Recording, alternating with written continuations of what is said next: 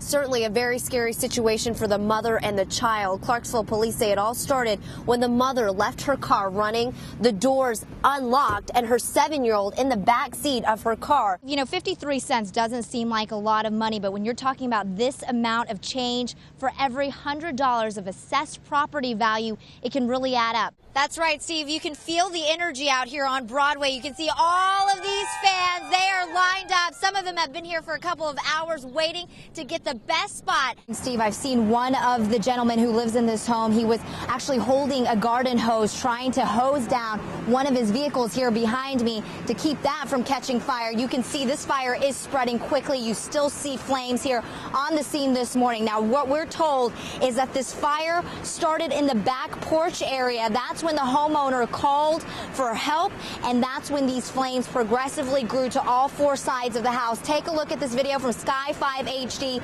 This is a live look just to give you a better idea of what this fire looks like. You can see firefighters are still on the scene trying to get this under control. Now, I have spoken to the homeowner briefly this morning. He is absolutely heartbroken, as you can imagine. And again, this road is blocked off. So if you are heading out here this morning, keep that in mind, because this road is closed as crews continue to battle the flames. But for now, we are live here in Green Hills. I'm Janet Kim, News Channel 5 HD.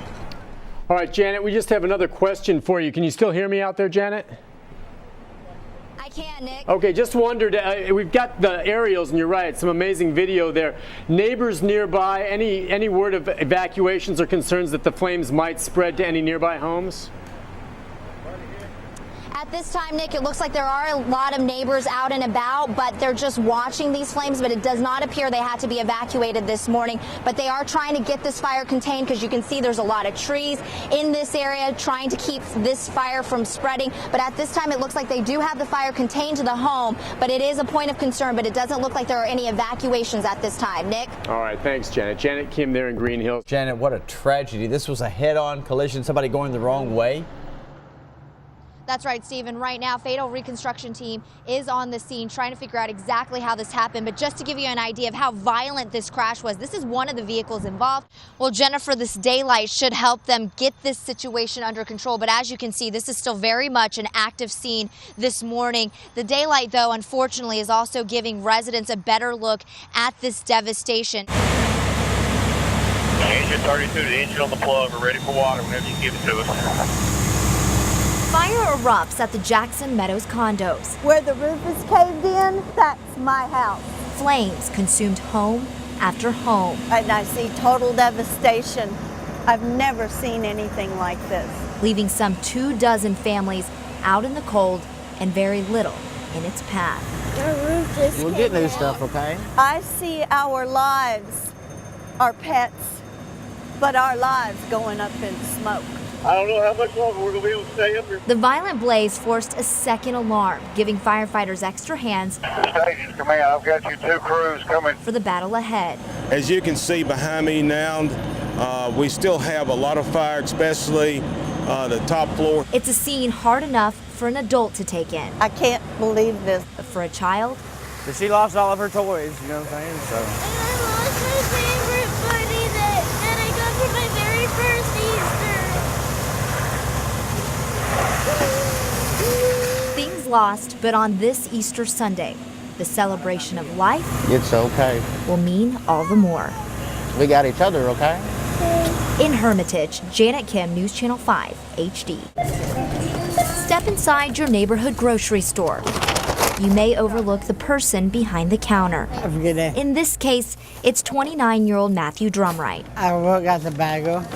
He's the one helping you with your bags, talking to your kids. You strong, boy. He may even walk you out to your car. I thought we were going to McDonald's with you guys. This may be his job, but his passion is football. Players always call me Coach Drummy. Drummy, you got to wear the hat backwards. Nah, I like this better. It's my nickname.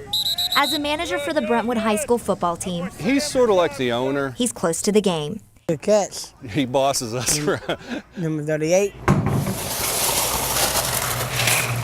He's been volunteering for the position since he was in high school He makes a mean Gatorade. more than a decade He ago. doesn't need a paycheck to be here because he just has fun doing it. I felt a lot of special for that. They may call him Coach Drummy, but more than for his ability to draw up plays or run drills. It's his presence that players say they need. He's always in a pretty good mood, so anytime you're feeling frustrated or kind of angry, you just talk to him, see how he's doing, and it'll put you in a better mood. Your favorite park now, break? Yeah.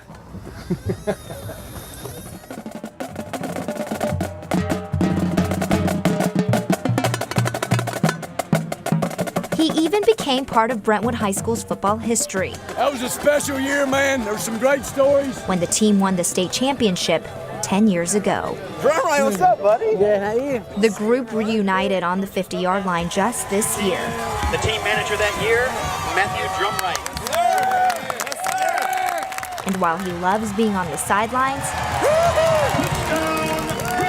what Coach Drummy really wants is to be on the field. Who's ready to play football? Through the Special Olympics, Play with sportsmanship. Coach Drummy transforms to Drumright, number 19. That's our team joker. He knows I'm a jokester. But once the game begins, playtime's over.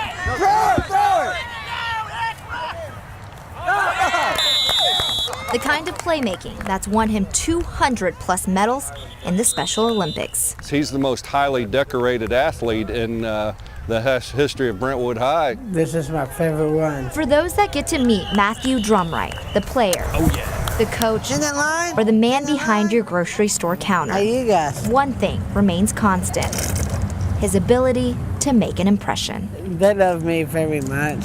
With photojournalist Max Cushing, Janet Kim, News Channel 5 HD. Right now, the parking lot behind me is pretty empty. We do see one family out here now, but earlier this afternoon, what a different scene. It was packed, not just with cars, but people waiting to get inside for a prayer service. They say this signifies a victory, that they are now an official part of this community. Crews made final touch-ups to the new Islamic Center of Murfreesboro. I think it looks great, you know. Water and concrete. As the Muslim community awaited for doors to officially open for the first time since the mosque's inception 2 years ago. This is our first day to pray on that, you know, on the new Islamic Center. So it's important for us to show, to show everybody that, you know, we're here just to worship. It's a building that faced opposition, with a court battle, acts of vandalism, and threats along the way. If they get to know everyone here, if they get to know people here and how they really think and what is in their heart, they will be their best friends. Despite the ongoing battle, though, I didn't know what to expect when I came out here. on this day, only one opponent stood out on sight. I guess I'm like a lone ranger out here, but that's fine. Whatever I have to do. Dan Quall says he came with a message. That's our mission as disciples, is to go about the world and spread the good news of Jesus Christ. But mosque leaders had a message of their own. This is not a training center. This is not a mega mosque. This is a place for people to pray. Members of the Muslim community packed a prayer service in a place they say will be used for peaceful acts of worship. Allahumma inna nas'aluka ya dhal jalali wal ikram. The American flag that hangs in front of the new building is hard to miss. Of the Islamic community. Very supportive. Very supportive. So was this Christian family, who says they wanted to welcome their new neighbors. And they have a right, just like all of the religious groups. To be in where they Murfreesboro. want to be, I think it's a great idea. Neighbors who say they're here to stay. Now, mosque leaders tell us they did have to increase security today, not just for the mosque community, but also for those who live here in Rutherford County. For now, we are live here in Rutherford County. Janet Kim, News Channel 5 HD.